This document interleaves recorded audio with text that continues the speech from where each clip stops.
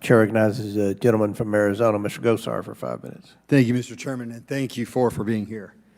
The United States' 20-year experiment in Afghanistan has been a complete and total disaster.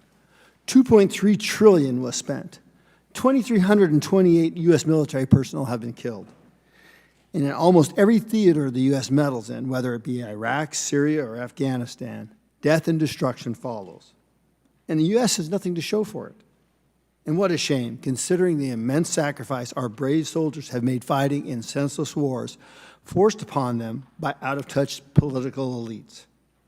The obvious lesson to draw from the recent Middle Eastern wars, and the one that the American people learned long ago, but somehow few elected officials from either party seem to understand, is that these wars don't work. The only fruits are evil. Many people die, lives are ruined, and America is weakened.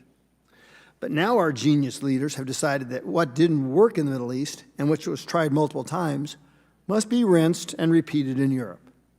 And the same result is playing out in Ukraine as it did in Afghanistan, Syria, Iraq, Libya, Yemen. The list goes on and on. And the result is a more unstable world and an immense amount of human suffering. Mr. Storch, the grieving mother of a Marine who was one of the fallen 13 servicemen who died at the hands of the infamous suicide bomber in Kabul, contacted my office with some pertinent questions. The Marine's name was Marine Lance Corporal Dylan Marola. As a background, President Biden sent 3,000 troops in August of 2021 to help with that evacuation. Also, if one reviews the ages of the 11 of the 13 servicemen who died, they were anywhere from the ages of 20 to 23. Marine Lance Corporal Dylan Marola and 8 others had only been in Afghanistan for under 2 weeks when they were killed. So my question, why were such young, inexperienced troops chosen for such a dangerous mission? So thank you for the question. Obviously, each of those losses is a tragedy, right? Having said that, I always want to be frank with you. That's not an area our office has not looked at that. I did mention earlier I did reach out to get the full after-action report, the classified report that was done by the department, and my team and I are reviewing that, and if there's additional oversight that's impactful to do, we'll do it. I'd love to, one of the things we want to look at is what percentage of the 3,000 troops had 2 years of experience of service or less? We want to find out about that, because it seems that when you're coming from a hostile situation, you want your best, your brightest, your most trained. And then also, who made the final call as to that, the 3,000 troops? And reading in your testimony, it's clear the U.S. taxpayer money has been funding the Taliban. Once again, you mentioned in your testimony that you could not determine whether hundreds of millions of dollars of ammunition were used properly. Are you confident this ammunition did not fall in the hands of the Taliban?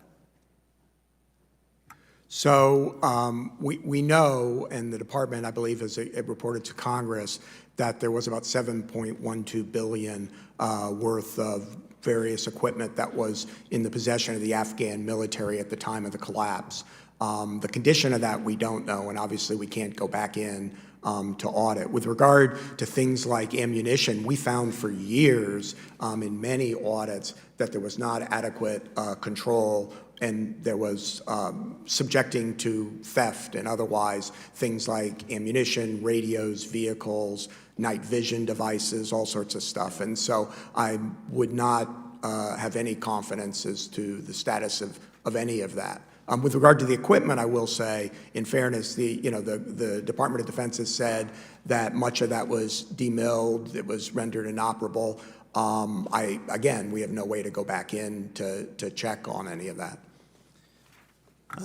Mr. Sopko, in your testimony, you cite the Taliban's practice of forcing NGOs to give them a cut of the aid the NGOs distributed. You even mentioned an instance where the Taliban often allowed one particular NGO to rent vehicles directly from them, the Taliban. How much foreign aid do you suspect reaches the Taliban? And could you hazard to give me a percentage? I can't, sir, because of the lack of cooperation from state and aid.